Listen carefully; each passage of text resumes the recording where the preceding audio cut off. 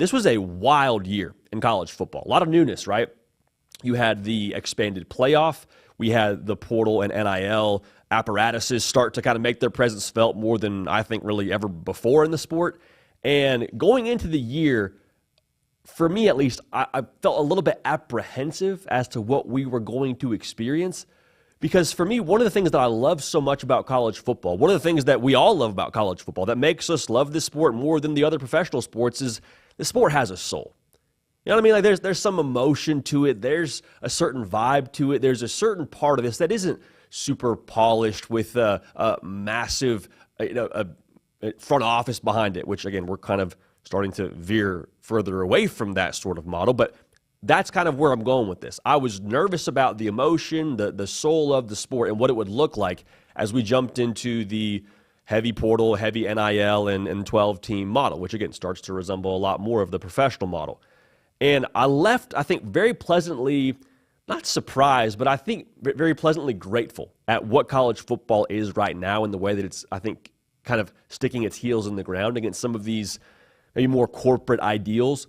Like, there was no better example of this for us. We talked about it the Sunday after. Like, rivalry weekend was absolutely electric. And not just from the games, because they're always going to be awesome. Anytime you put Michigan and Ohio State on the same field, it's going to be great. You put Arizona State, Arizona on the same field, it's going to be awesome.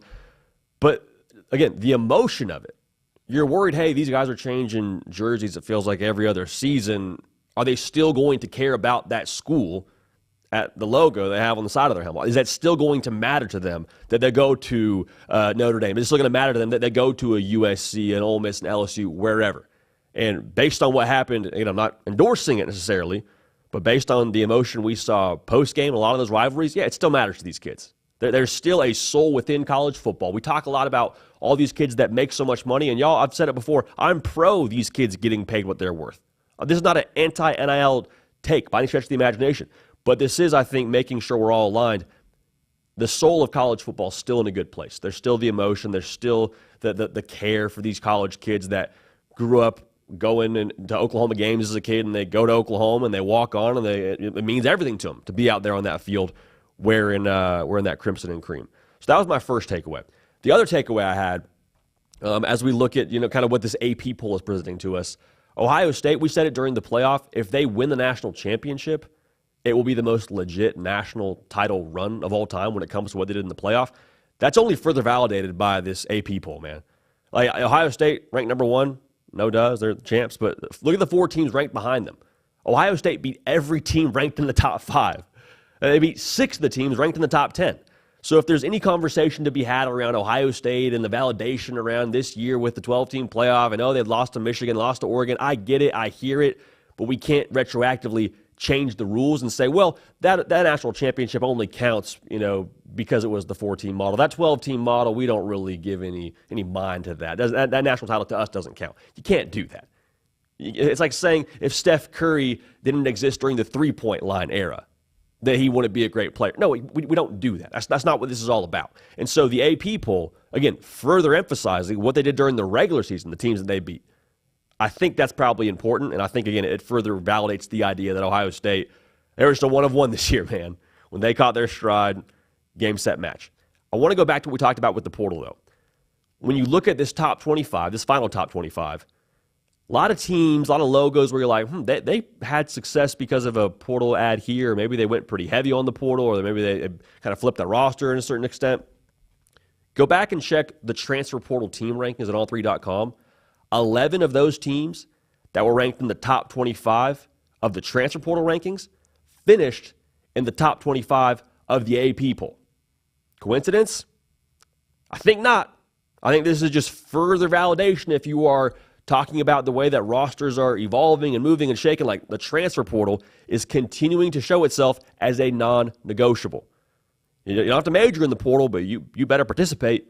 You better at least show up to class and get your participation points if you want to have success at the highest level in college football. That's not the only way that you can do it. But again, seeing this play itself out here, I think it's going to probably become a larger number, quite frankly, as we look to the future here, future seasons in college football. 11 of the top 25. Darn near half. Not great with numbers, but darn near half of top 25. You got to be in the portal, man. So talking about the future of the sport as we kind of give a year in review of what 2024 was. Again, I thought it was awesome. I thought the product was awesome. And I think it's best for us now as college football fans in an era where a lot's changing and a lot's still going to change around the portal calendar and around what the playoff's going to look like. It's best for us to just kind of be open-handed with this. And that sounds a little bit bizarre because it's something that we all love so much. No, we're not going to be open-handed with it. We're going to fight for it. We're going to hold on tight to it. And we're going to be very staunchly opposed to anything that's against this sport. So I hear that part of it.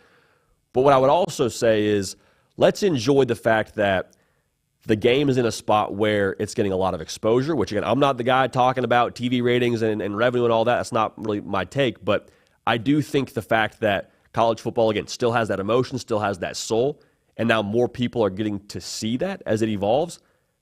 Would it be my first choice that we expand the playoff? No, but am I upset that this generation of kids is able to see what a home playoff game looks like? I'm also not upset with that. So, one more thing here.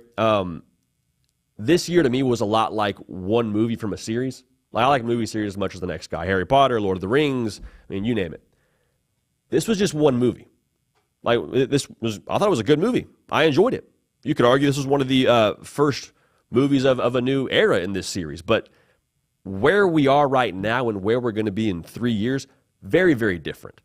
So enjoy what this movie was, but also understand now this is not the finale. Like, this is not the final resting place of what we're going to know college football to be for the next 20 years. Constantly evolving, constantly changing, and we can be against the change.